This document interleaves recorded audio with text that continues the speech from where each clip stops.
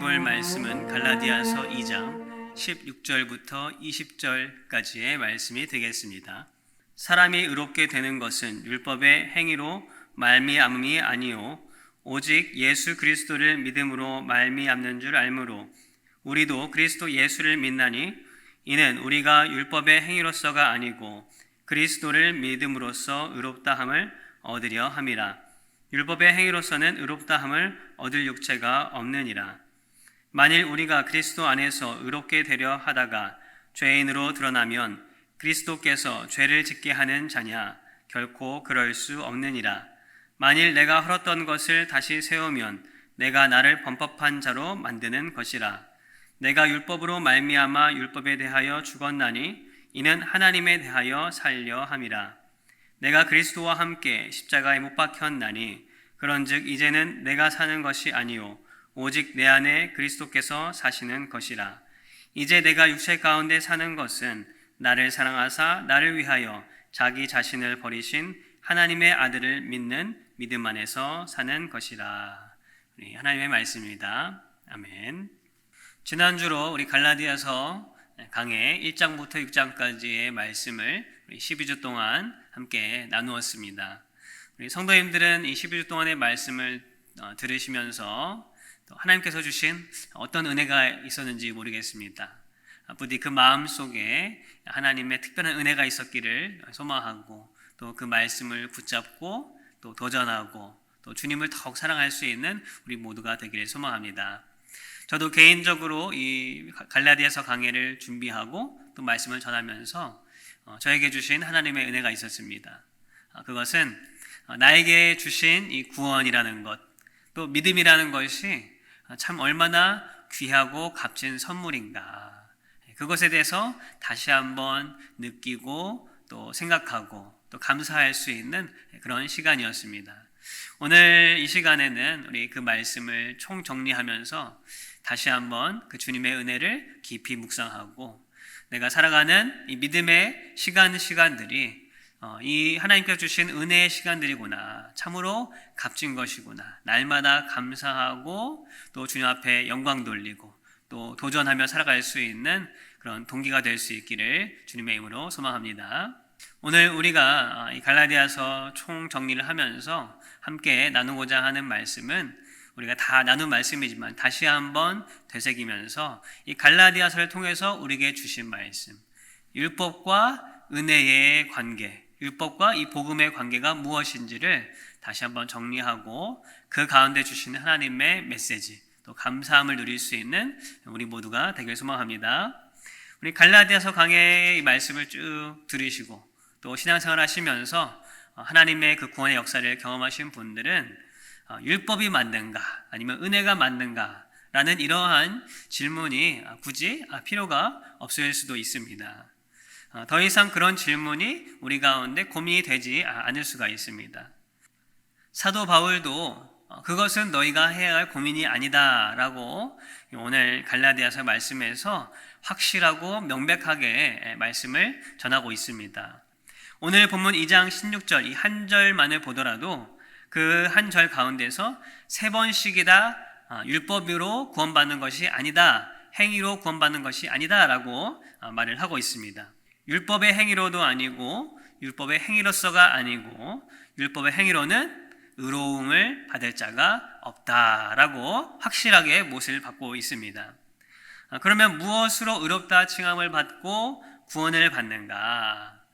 그것은 오직 그리스도를 믿는 믿음, 그 믿음으로만 우리가 구원을 받는다라고 이렇게 말씀을 하고 있습니다. 그런데 간혹 어떤 사람들은 이렇게 생각하기도 합니다. 믿는다는 것 자체, 내가 하나님의 이 복음을 믿는다는 그 믿음 자체도 내가 선택하고 내가 결정하는 어떤 하나의 행위가 아닙니까? 라고 물을 수 있습니다. 여기에 대해서 사도 바울이 에베소서 2장 8절에서 명확하게 말씀을 하고 있습니다. 에베소서 2장 8절에 이렇게 기록하고 있습니다. 너희는 그 은혜에 의하여 믿음으로 말미암아 구원을 받았으니 이것은 너에게서 난 것이 아니요 하나님의 선물이라. 믿음이 무엇이라고 말하고 있습니까? 하나님의 선물이다. 어떻게 주어진 선물입니까? 내가 선택하고 결정해서 내 의지대로 했다고 말하고 있습니까? 하나님의 은혜로 인하여 주어진 선물이다.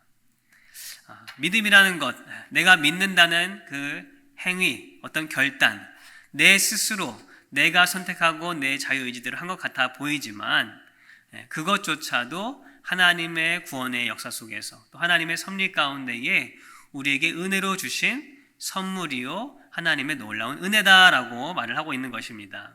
무슨 말입니까? 우리가 신앙생활을 이렇게 쭉 돌아보면 내 신앙생활을 돌아보고 내가 어떻게 믿었는지 혹은 주위의 사람들의 그런 믿는 그런 모습들, 믿음의 과정들을 보게 되면 믿고 싶다고 믿어지는 것이 아니고 또 믿고 싶지 않다고 해서 또 안 믿어지는 것도 아니다라는 그런 경험들을 우리가 보게 됩니다. 어떤 사람들은 교회와 또 교회에 다니는 사람들, 또 어떤 교회 활동들, 또 아니면은 이 성경의 가르침들이 좋아서 교회에 나오고 싶어하고 또 믿고 싶어하는 사람들이 있습니다. 그런데 막상 교회에 와서 말씀도 듣고 또 교제도 하지만 뭔가 이 마음속에 평생 내가 가져왔던 어떤 삶의 가치관과 또 삶의 방식과 다른 그 믿음에 대한 것을 쉽게 받아들이지 못하는 사람들이 있습니다. 심지어는 오래 교회 생활을 한 사람도 이 믿음이라는 것에서 확실치가 않고 의심을 여전히 가지고 있는 그런 사람들도 있습니다. 또 반대로 성경의 내용, 어떤 교회와 그런 교회 다니는 사람들이 싫어서 믿고 싶지 않은 사람들, 대부분의 많은 세상의 사람들이 그런 마음들을 가지고 있죠. 그 중에 어떤 사람들은 아예 공격적으로 교회와 또 어떤 성경이 말하는 이 진리에 대해서 반박하고 또 공격하는 그런 사람들도 있습니다. 그런데 그런 사람들 중에 자신이 믿으려고 한 것이 아니라 믿지 않으려고 거짓을 밝히려고 했던 사람들 중에 성경을 보다 보니까 또 말씀을 공부하다 보니까 그 마음에 믿음이 생겨서 그 누구보다도 더 신실한 믿음을 가지고 또 신앙생활을 하는 그런 사람들도 종종 있습니다. 무엇을 말하는 것입니까? 믿음이라는 것조차도 우리의 의지, 우리의 결정으로 내가 선택하고 내 행위로 그것을 쟁취하는 것이 아니라 믿음조차도 하나님의 그 섭리 속에, 하나님의 주권 속에 주어지는 하나님의 선물이다. 물론 하나님께서 공의로우시고 또 자비하신 분이시기 때문에 우리 모든 사람들, 가능한 한 많은 사람들을 예수님 앞으로 인도하시고 또 믿게 하시려는 그런 사랑의 마음이 있습니다. 그러나 때때로 우리 삶을 돌아볼 때는 내가 믿고 싶다고 믿어지는 것이 아니고 환경 가운데 내가 믿고 싶지 않았지만 하나님의 그런 어떤 섭리 가운데 또 믿게 되는 그런 놀라운 일들이 있다라는 것입니다. 그러므로 우리는 내가 하나님 믿게 된 것에 대해서 이것이 나의 공로구나, 내 결정이고 내 선택이구나 그렇게 자랑하는 것이 아니라 내게 주어진 이 믿음이 얼마나 하나님의 은혜 가운데 감사로 또 선물로 주어진 놀라운 것인가, 거기에 대해서 우리가 철저히 감사하고 기뻐할 수 있는 그런 마음이 우리에게 있어야 된다는 것입니다. 이렇게 교리적으로 우리가 말로써 들으면 그렇구나, 성경 말씀을 보니까 율법의 행위로서는 우리가 구원받을 수가 없구나, 그 누구도 그 믿음조차도 내 안에서 결정으로 내 선택으로 내 행위로 이루어지는 것이 아니구나, 오직 무엇만이 하나님의 은혜만이 우리를 구원하시고 의롭게 하시는 그 길이구나 라는 것을 우리가 이해하게 됩니다. 그러면 끝난 것 같은데 더 이상 이 율법의 행위, 어떤 율법주의가 우리 속에서 별 문제가 되지 않아야 하는데, 이상하게도 이 문제는 이 갈라디아 교인들 때부터 지금까지 우리가 사는 지금 현대의 교회 생활까지, 신앙생활까지 여전히 우리 신앙의 걸림돌이 되고 있다는 것이 참 의아한 일입니다. 왜 그런 일들이, 그런 문제들이 일어나는가? 왜 여전히 이 율법의 행위를 주장하는 그런 사상들, 생각들, 또 우리의 어떤 그런 모습들, 습관들이 나타나게 되는가? 그 이유를 우리가 두 가지로 나눠 보면서 우리 갈라디아에서 말하고 있는 이 율법과 행위 또 그리고 은혜와 이 복음의 관계를 다시 한번 잘 정리할 수 있길 바랍니다. 우리 첫 번째 이유는 바로 내가 나를 모르기 때문에 우리는 이 율법의 행위를 붙잡는 그런 모습이 나타난다라고 말할 수가 있겠습니다. 내가 나를 모르기 때문에 나 자신을 제대로 알지 못하면 우리는 행위율법에 언제든 걸려 넘어지게 되어 있습니다. 율법의 이 행위라는 것은 단순히 이 당시에 유대인들이 주장했던 어떤 음식에 관한 법이라든지 할례, 정결법, 의식법, 제사법 이런 것들만을 말하는 것이 아닙니다. 그것은 겉으로 드러난 것일 뿐 그 핵심은 무엇입니까? 바로 그런 것들을 내가 행해서 내가 의로워질 수 있다. 내가 구원받을 수 있다라는 착각입니다.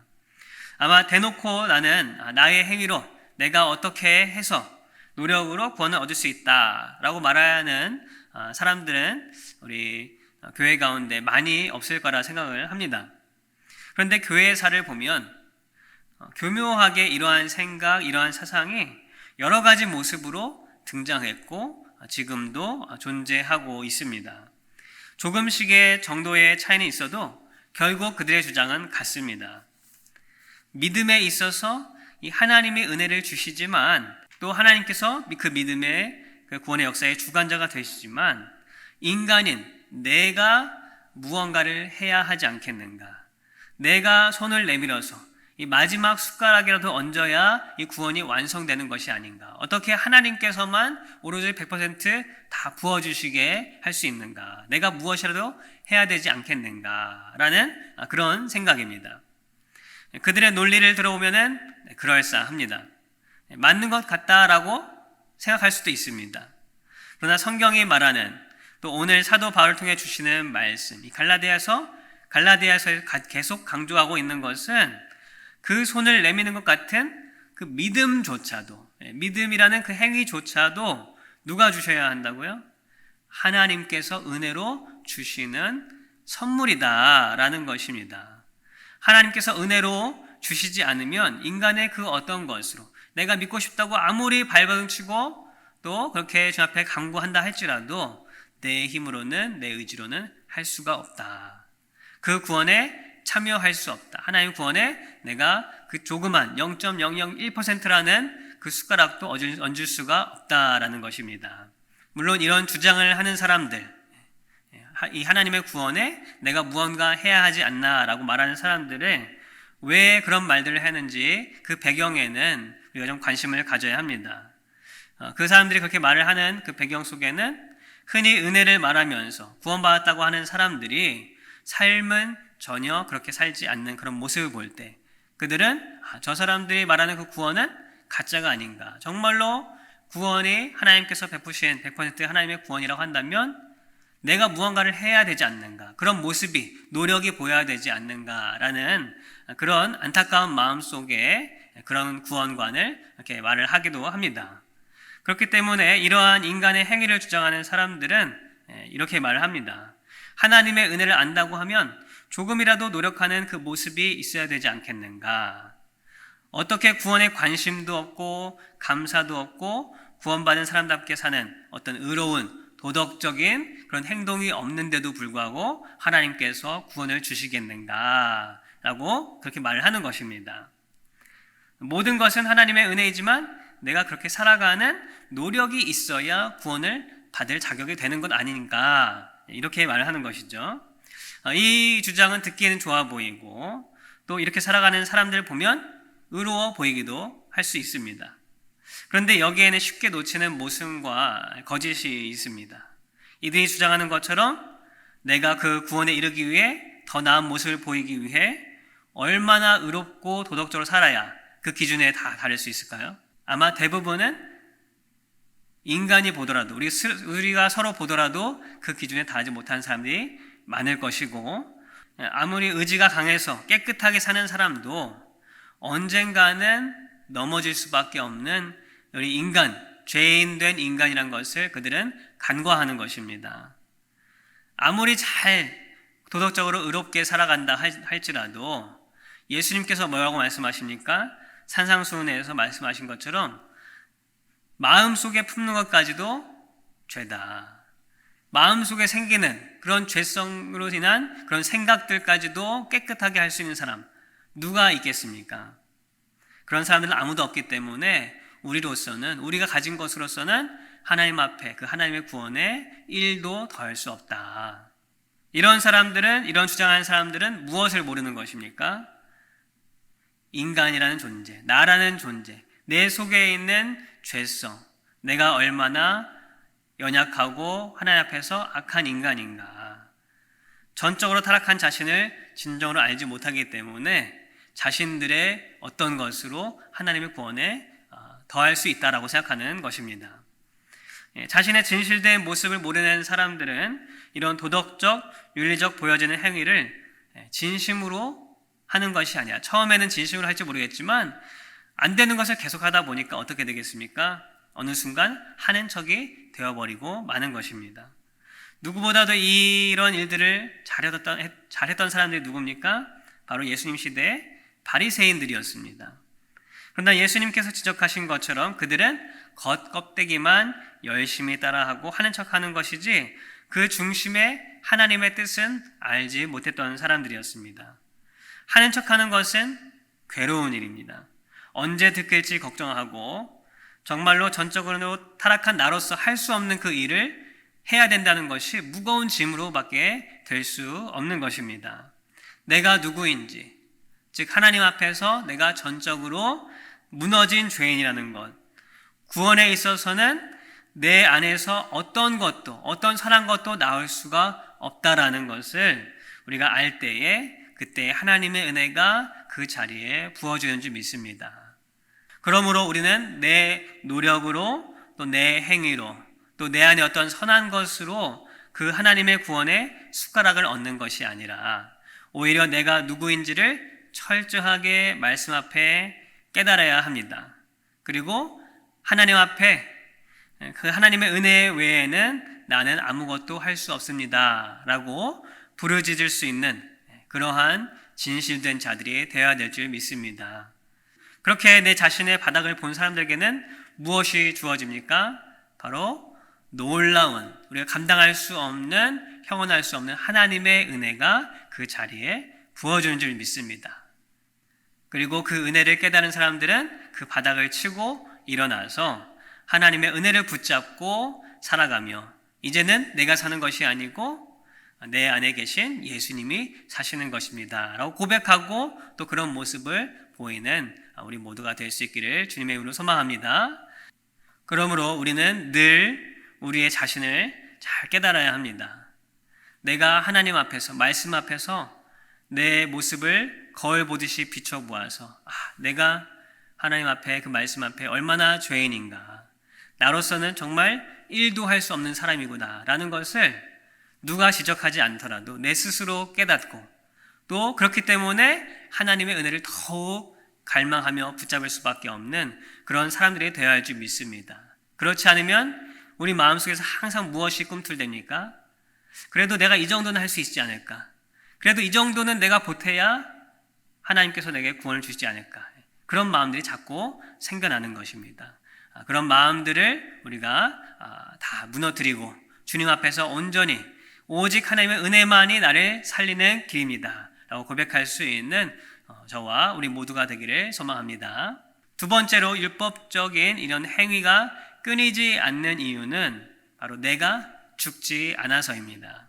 사도 바울의 대표적인 고백, 우리 갈라디아서 2장 20절 말씀을 다시 한번 읽어보도록 하겠습니다. 내가 그리스도와 함께 십자가에 못 박혔나니 그런즉 이제는 내가 사는 것이 아니요 오직 내 안에 그리스도께서 사시는 것이라. 이제 내가 육체 가운데 사는 것은 나를 사랑하사 나를 위하여 자기 자신을 버리신 하나님의 아들을 믿는 믿음 안에서 사는 것이라. 아멘. 십자가에서 어떻게 되었다고 고백하고 있습니까? 나는 못 박혔다. 다른 말로 하면 나는 죽은 사람이다. 사도 바울은 이 죽음, 그리스도와 함께 죽은 것에 대해서 갈라디아서뿐만 아니라 사도 바울 여러 서신서에서 종종 말을 하고 있습니다. 왜 이렇게 강한 표현을 사용했을까요? 어떤 죽음, 마지막 못 박혀 내가 죽었다. 사도 바울은 그의 목회 생활과 또 신앙 생활을 통해서 깨달은 것입니다. 예수님을 만나기 전 그가 열심으로 의로워지기 위해 했던 그런 행위들, 그 욕망들, 그런 습관들을 내가 십자가에 못 박히기 전에는, 죽기 전에는 없어지지 않는 그런 것들이다. 하나님의 구원에 있어서, 그리고 그 하나님의 사명을 감당하기 위해서는 내 안에 있는 꿈틀대는 내가 죽어야 주님께서 사시고 역사하는 것임을 사도 바울은 깨달아 안 것입니다. 율법적인 행위를 의의 조건으로 말하는 사람들은 말로는 아니라고 하겠지만 결국에는 누가 다 그 공로를 가져가게 되어 있습니까? 누가 드러나게 되어 있습니까? 그 율법의 행위를 지킴으로 인해서 하나님이 아니라 자기 자신, 그 율법을 지킨 자기 자신이 드러나게 되어 있습니다. 그래서 늘 자신의 행위로 이루려는 사람들은 어떤 일을 한 후에 보상을 바라게 됩니다. 내가 이만큼 했으니 나를 인정해 주겠지. 나를 알아봐 주겠지.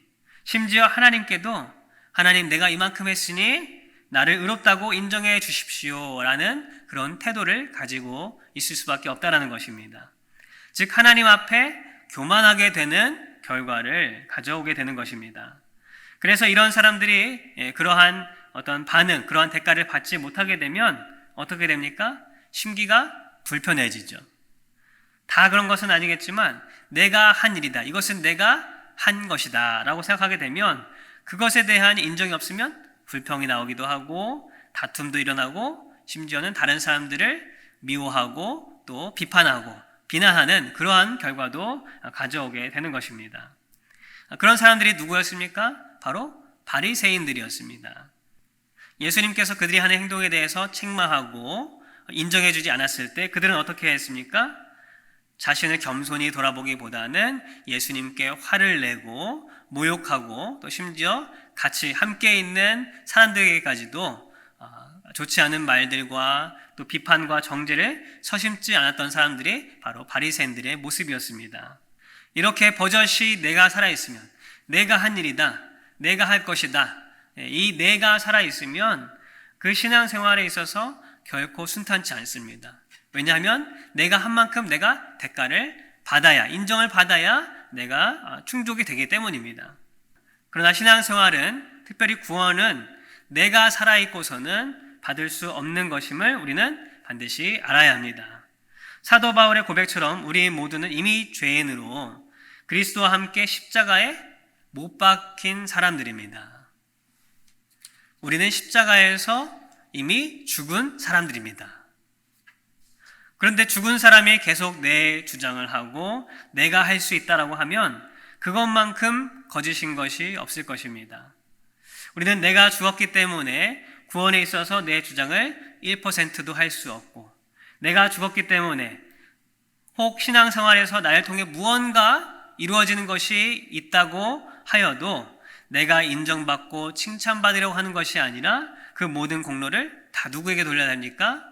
나에게 그 일을 가능케 하신, 은혜를 주신 하나님께 우리가 그 모든 공로를 돌려야 될지 믿습니다. 바로 이러한 신앙의 자세, 내가 죽고 나는 아무것도 할 수 없습니다. 오직 주님만이 하십니다. 모든 것은 주님께서 하시는 일입니다 라고 고백할 수 있는 그런 태도를 가진 사람들은 성숙한 신앙의 태도를 보일 수가 있습니다. 한 예로 이 다윗이 있습니다. 다윗이 아들 압살롬의 반역에 도망칠 때의 일입니다. 사무엘하 16장에 보면 이 사울의 신족 중에 한 사람인 이 시므이라는 사람이 도망가는 다윗을 향해 조롱합니다. 또 저주합니다. 너도 우리 친족인 사울 왕의 자리를 가로채더니 아들에게 반역을 당해 쫓겨나는 그 꼴이 참 볼만하구나 라면서 이 자존심을 상하게 하는 그런 말을 합니다. 옆에 있던 신하들이 당장 가서 목을 베겠습니다 라고 하지만 다윗은 이렇게 말을 합니다. 우리 10절, 11절에 이렇게 기록이 되어 있습니다. 왕이 이르되 수르야의 아들들아 내가 너희와 무슨 상관이 있느냐? 그가 저주하는 것은 여호와께서 그에게 다윗을 저주하라 하심이니 내가 어찌 그리하였느냐 할 자가 누구겠느냐 하고 또 다윗이 아비새와 모든 신하들에게 이르되 내 몸에서 난 아들도 내 생명을 해하려 하거든 하물며 이 베냐민 사람이랴. 여호와께서 그에게 명령하신 것이니 그가 저주하게 버려두라. 다윗이 힘이 없어서 또 자존심이 없어서 이런 말을 했을까요? 시므이가 옳은 말을 해서 그랬을까요? 다윗도 나이가 들었다고 하지만 신하들을 시켜서 얼마든지 그 한 사람을 처단할 수 있는 힘이 있습니다. 그리고 선천적으로 선한 사람이지만 불의한 일이 있으면 그 기골이 장대한 골리앗 앞에 나갔던 것처럼 또 단호히 행하는 그런 사람이 다윗이었습니다. 그런데 여기서는 전혀 그런 모습이 보이지 않습니다. 어떤 모습입니까? 이미 오랜 세월 하나님과 동행하면서 다윗이 깨달은 바가 있습니다. 그것은 내 힘으로, 내 의지로, 내 의로움으로 하는 것이 아니라 하나님의 섭리 가운데, 하나님의 주권 가운데 이루어지는 그런 일들을 다윗은 깨달은 것입니다. 나는 하나님의 주권 아래 이미 죽은 사람입니다. 마치 죽은 사람처럼, 자존심도 없는 사람처럼 그 하나님께서 허락하신 그 상황을 받아들이고 또 하나님께서 저주하게 하시면 그 저주를 받고 또 만약 왕위에 쫓겨나게 하시면 쫓겨나도 그 하나님의 그 다스리심 앞에 항복하는, 순종하는 그런 모습이 지금 다윗의 모습 가운데 나타나고 있는 것 아니겠습니까? 이것은 자포자기가 아닙니다. 이것은 나 자신을 알기 때문에, 나 자신을 하나님의 주권 아래 죽었다라고 항복하고 그런 마음을 가지고 있기 때문에 할 수 있는 겸손의 태도요, 또 믿음의 태도인 줄 믿습니다. 그렇기에 다윗은 하나님께만, 오직 하나님께만 소망을 두고 이런 말을 합니다. 12절에 이렇게 말하고 있습니다. 혹시 여호와께서 나의 원통함을 감찰하시리니 오늘 그 저주 때문에 여호와께서 선으로 내게 갚아주시리라 하고, 내가 죽지 않은 사람은 하나님의 은혜를 온전히 누릴 수가 없습니다. 그 하나님의 은혜의 자리에 내가 하려 하고 내가 해결하려 하고 내가 나타나야 하는 그런 마음들이 자꾸 생길 수밖에 없습니다. 내가 죽고 비어진 자리가 있어야 하나님의 은혜가 온전히 채워지는 것입니다. 아직 내 주관, 욕심, 내가 해보려는 어떤 그런 욕망들이 아직도 살아있다면 그만큼의 은혜는 우리가 누릴 수 없게 되는 것입니다. 말씀을 맺겠습니다. 율법의 행위, 내가 구원에 무언가 조금이라도 보태보겠다, 숟가락을 한번 얹어보겠다라는 생각은 사도 바울이 말한 것처럼 아닙니다. 율법이란 것은 오직 그런 나로는 할 수 없습니다라는 것을 깨달을 수 있는 장치일 뿐입니다. 오직 하나님의 은혜만이 나를 구원하시고 자유하게 하는 길이라는 것을 우리가 다시 한번 말씀을 통해 굳게 깨달을 수 있기를 소망합니다. 이 은혜를 가로막고 있는 나의 죄성, 내가 하나님 자를 대신하려는 살아있는 나를 날마다 십자가 앞에서 발견할 수 있기를 바랍니다. 그리고 다시 한번 오직 주님 은혜로만 살겠습니다 고백하면서 주님께 나아가는 저와 우리 모두가 되기를 주님의 이름으로 소망합니다. 율법과 은혜는 우리의 삶입니다. 오늘 내가 하나님의 은혜를 붙잡고 살아가는가, 아니면 죄악되고 넘어질 수밖에 없는 나를 드러내고 살아가는가. 삶에서 하나님의 은혜를 우리가 하나하나 경험할 때 우리는 머리로만이 아니라 내 몸과 내 삶 모든 전체를 통해서 그 하나님을 경험하고 또 고백하는 참된 그리스도인이 다 될 수 있기를 주님의 이름으로 소망합니다.